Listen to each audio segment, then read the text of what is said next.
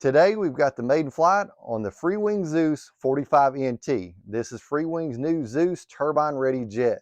Let's take a look at some of the equipment and an overview, and we'll get this jet in the air. You'll notice we've got it slicked up with the polyacrylic Minwax. This is the max version, so it's supposed to be twice the coverage.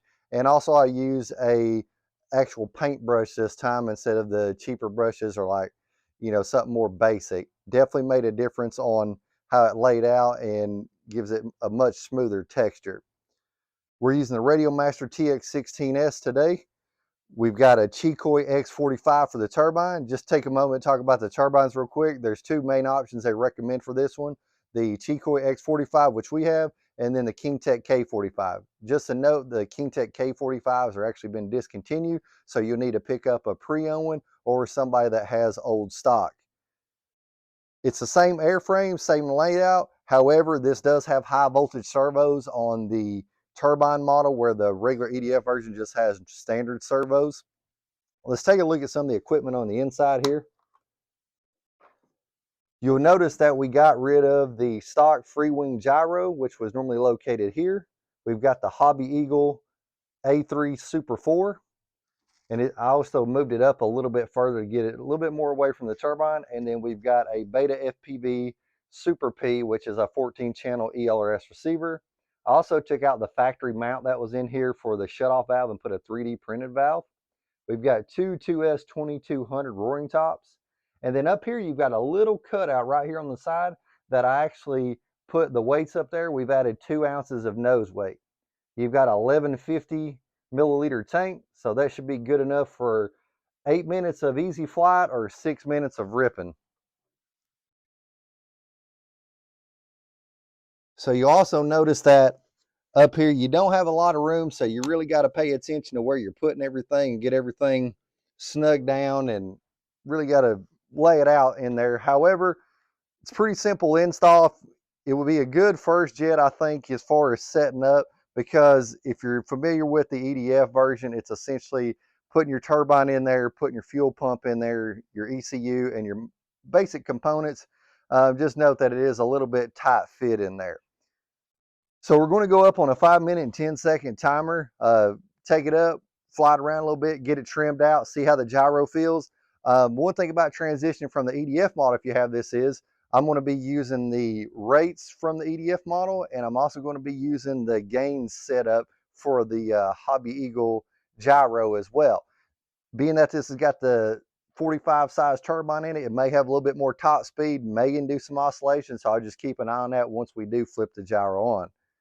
So we've talked about the layout on here. One thing, comment down below. Do you like this new paint scheme with the red, black, white, and the silver, or do you like the previous EDF versions in the blue or the orange? So just let me know down below. We've talked about this bird and went over it, so now nothing left but to get it in the air. All right, here we go. Got everything set, ready to take off. Got the brakes on. Go ahead and spool it up. Release the brakes. And we're ready to go. You see, have plenty of power taken off the runway, but now we're going to have to go ahead and trim it in. It needs some right and some up. So let's get this thing trimmed in. I'm going to go ahead and fly it up high. That way I can get it back to the runway if we happen to have an engine failure or problem. It's the first flight I've got on this engine in the air outside of ground testing. Go ahead and make a little pass right here. We're rolling a little bit to the left, so we got to get a little bit more trim to the right.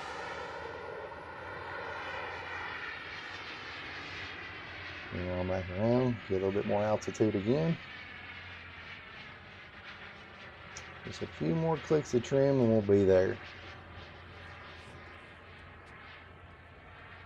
We'll get a little pass in here, pitch it down into this turn.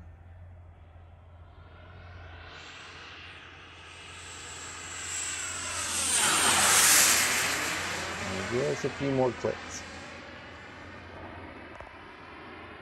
Alright, when we bring around this time, we'll go ahead and come down a little bit and put the gyro on. Stabilization on high rates. Stabilization feels okay. Let's go ahead and do a little bit faster pass, put the gyro on, see if we get any oscillation with the gains we're using.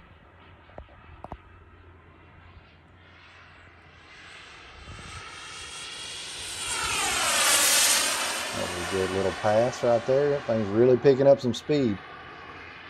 I'm probably going to move the CG back a little bit on the next fly, so I can tell when it's coming around the corner, especially when I'm coming base to final. It's pitching down quite a bit. This feels like it's got a fair amount of weight shift forward. However, you know, we'll get some more flights on it and then we'll adjust accordingly. So let's make another pass and go ahead and speed it up some more.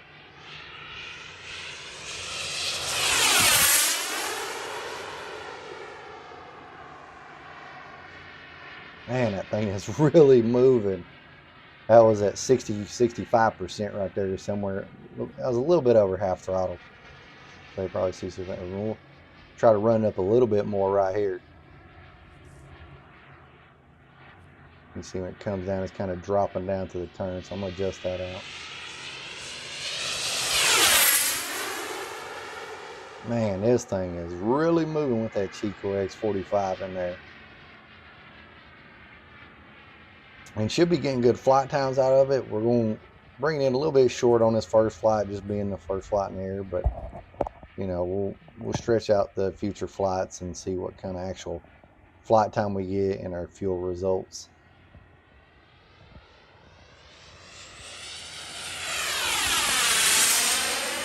And there we go. Just a nice little 40% throttle pass. Feels almost kind of slow compared to the other ones. Bring it back around. Overall, it's flying really stable. I mean, that's the way the Zeus flies in general. So, I mean, the turbine version should be just as good as EDF, if not better, with them high voltage servos. A little pass and get our gear check in there. Let's bring it around. I'm going to go ahead and put the flaps in. Going up just a little bit, but I'm going a little fast. Now it's starting to slow down. So we'll bring it around.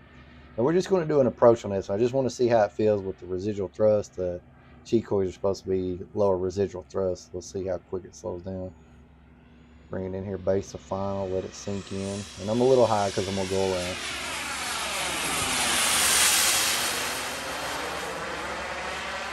All right, let's circle back around. We're going to slow it down a little bit more, and we're going to get a little bit lower and bring it in. I'll turn on the base right here, and it's really slowing down this time. You can see I'm a lot lower this time. Bring it in, just keep the nose down. I'll bump the power just a little bit. Bring it back down, pull it, and I'm power off. Coming down, and there we go. And you can see them brakes really grab, so I might try the ABS on the next flight just to see how it goes. I'll definitely try it on future flights, but I want to see the difference between the two. However, maiden flight success, we'll taxi it back over, and then we'll take it to the bench and look at the post-flight results and see what we got on fuel consumption, especially how much fuel we got left. Now we've got the Freewing Zeus 45NT back on the ground. I'll talk about the flight and then also some things to consider and my overall experience today. First is, took it down the runway, taxied it down, hit the brakes a couple of times, and something I definitely tell you to watch is when you hit the brakes, they are aggressive, and this thing does have a soft suspension. So when I hit the brakes, it was actually wanting to squat down in the back. So it does have a soft landing gear, and between that and the brakes, it will compress when you do push the brakes. And I'll get into why that's important.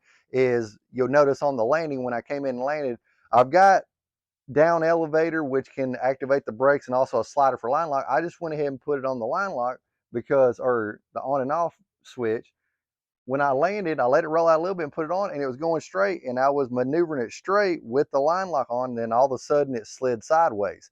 So keep in mind that if you do put them on, make sure you're going straight, and you're really going to have to drive it to keep it tracking straight. That being said, this does have the blue board in it that has the ABS mode on and off. In future flights and in test flights for the flight review, we're going to try that out and see if that's a better result. Taking off, plenty of power. We did spool it up. I'm used to that process of spooling them up and then taking them off. However, it used less than 3/4 of the runway. and when it climbed out, it tried to dip down a little bit. So we had to give it some up elevator and some right aileron to get it trimmed. Once we did that, flew it around, I put the gyro on, felt like I was going a little bit faster than the EDF version. We didn't see any oscillation, but we didn't really do any burner passes. Few passes I did do, those were only 70-75% throttle. So the power to weight ratio and the power with the turbine thrust is really something else with this small jet. Flew it around, brought it in for an approach, felt pretty good. I could tell it felt a little bit heavier. We were at right around 4 minutes on the flight time, and as I mentioned, doing some calculations, and from what I've seen, probably get 6 to 8 minutes. We flew for 4 minutes. I came down and we had half tank of the 1150 milliliter tank. So easily can fly 7-8 minutes with this jet, which is really cool because if you're running a 6,000 pack like on the EDF version, and just to give you my comparison, 7 to 8 minutes on this, you're going to get 3 to 3:45, maybe 4 minutes, so half the time on EDF. Last thing I want to talk about is, some people say, well, this is an expensive jet. I'll tell you right now, if you're getting into turbines, everything's expensive. The airframe's $869 right now. Who knows with the tariffs, it might go up or down, but right now it's $869 at the time of this recording. And then you've got your turbine.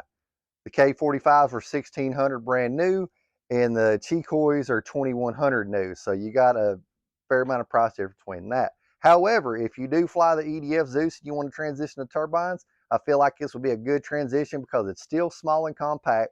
You don't have to lug around a big jet, so it's more of a throw and go turbine, if there's such a thing, where it's not as much to put together even if you take the wings off, because it still has the pins for the wings, the quick connects, and it's very easy to transport. Also, this does use less fuel than the bigger one, so there's some added benefits of going with a smaller one. But the biggest thing is, like I say, if you're used to flying a Zeus EDF, transition to this, you'll probably feel pretty comfortable, and it gives you a sport jet, and it's a lot less work than doing the conversion yourself, and it's also less money, and in results, I feel like you get a really good product. That being said, it's a fun jet, flies really good, just like a normal Zeus, really fast, and I really enjoyed flying it today. Everything went well. If you want to give us a thumbs up, that'd be greatly appreciated. If you want to subscribe to the channel and follow along, be sure to be on the lookout for the flight review video. I appreciate y'all watching, and we'll see you on the next one.